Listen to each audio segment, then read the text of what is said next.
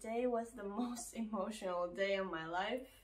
I was crying the whole day and it was just really emotional, and I felt bad because I didn't tell my mom that I was going to do that, and she didn't have any idea that I was converting to Islam. Hi guys, and welcome to my very first YouTube video. My name is Esteri, I'm 20 years old and I'm from Tampere, Finland. Finland is not the most religious country in the world.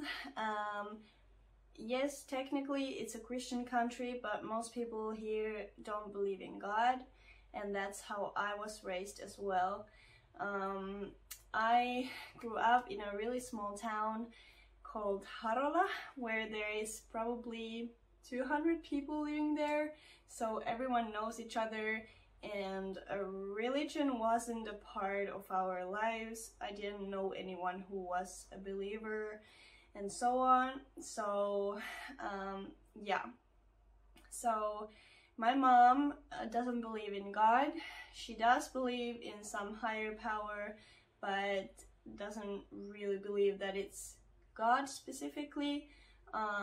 So she wanted to raise us the way that when we grew up, we could decide for ourselves if we wanted to believe in something or if we didn't. So that's why I didn't grow up in a religious family.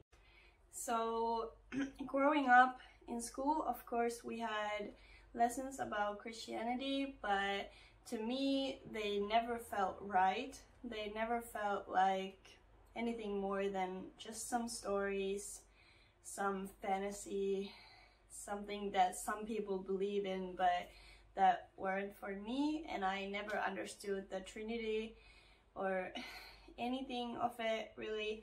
It didn't really feel right to me. So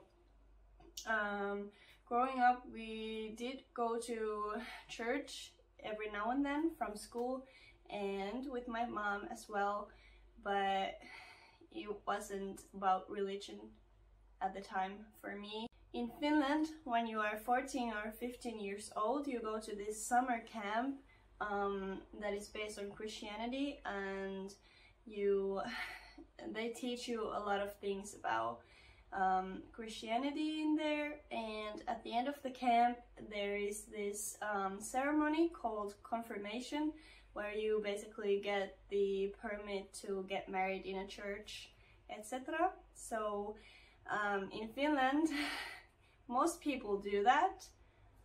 They go to the camp and do the ceremony, even though it's not about the religion to them most cases. So it's kind of just like a cool thing to do, and after the confirmation ceremony you usually get a party where you invite your relatives and stuff, and you get a lot of presents and good food and all that. So that's probably why most people do that. At least for me that was it, and for everyone I knew it was about the party and not about the camp that much, and not about the religion at all. So when I was 16 years old, I graduated from the elementary school and decided to move to Tampere, which is one of the largest cities in Finland.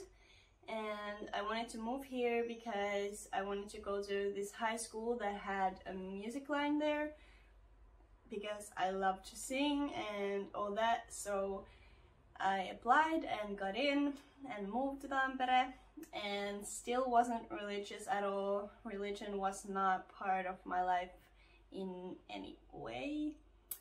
I didn't care about it, and I didn't feel like it was something for me.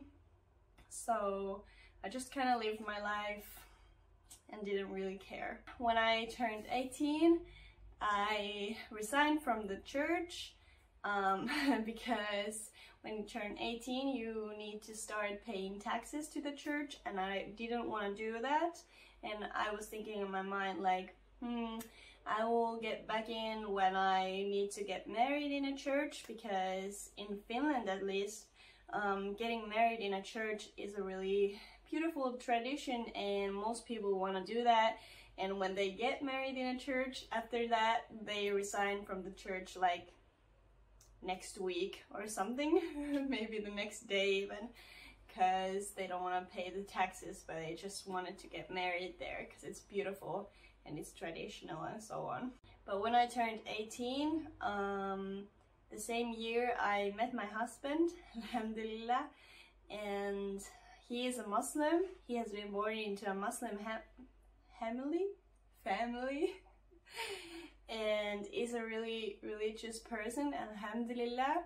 And every now and then he would try to tell me about Islam, and I would shut my ears. I wouldn't want to listen. I was just like, oh, don't talk to me, please, can we talk about something else? And that went on quite a while, and every now and then he would try to ask me some questions of like what I believed in, and I was just really arrogant. I remember being like, well, I don't believe in God because obviously he doesn't exist and you can't prove me that he exists and all that. So I was just like really arrogant about it.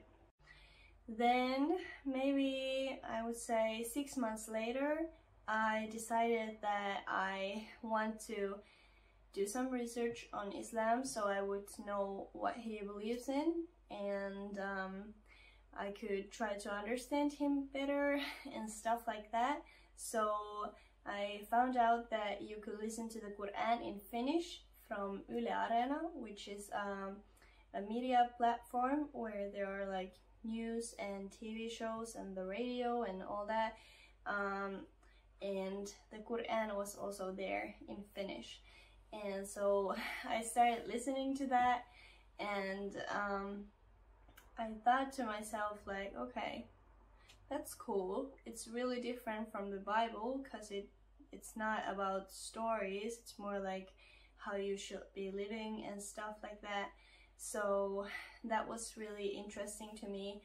But yeah, so I started listening to it, and every now and then I would have some questions about it, and I would just write them down and then later on ask my husband or Google them as well. So I started learning how to pray, and then a couple of weeks later I decided to say my Shahada, which is the what is that in English? The declaration of faith. Uskon tunnustus in Finnish. I decided to say that and went to a local mosque and did that, and the day was the most emotional day of my life. I was crying the whole day, and it was just really emotional, and I felt bad because I didn't tell my mom that I was going to do that, and she didn't have any idea that I was converting to Islam. And so I felt really bad about that, but at the same time it felt right to do, and I wanted to do it pretty soon because I thought, why wait? Because I'm sure that that's what I want to do. And just a little reminder that even though you say your Shahada and become a Muslim, it doesn't mean that you have to be the perfect Muslim. It doesn't mean that you have to know everything about Islam, because that's just not possible. You can never know everything about Islam, and you can never be the perfect Muslim. You just need to try your best, and God will understand, and God will be forgiving and merciful to you, and He will guide you in your life when you ask for it. And yeah, so please be kind to yourself and don't expect too much from yourself, because you cannot be perfect. You just need to try your best, and that's all that counts, and God knows that. And I think that's also a good way to end this video, because I think this might be quite a long one, so I don't want to make it any longer. I hope you enjoyed this, and if you have any questions, please leave them down in the comment section, and inshallah I can make more videos about my journey and what happened after my shahada and how I started wearing the hijab and all that. Inshallah in the future I can make more videos about that, but for now I will end this video. So thank you so much for watching. If you lasted the whole video with me, thank you, thank you, thank you. You are amazing, and peace and blessings be upon you. And yeah, so bye.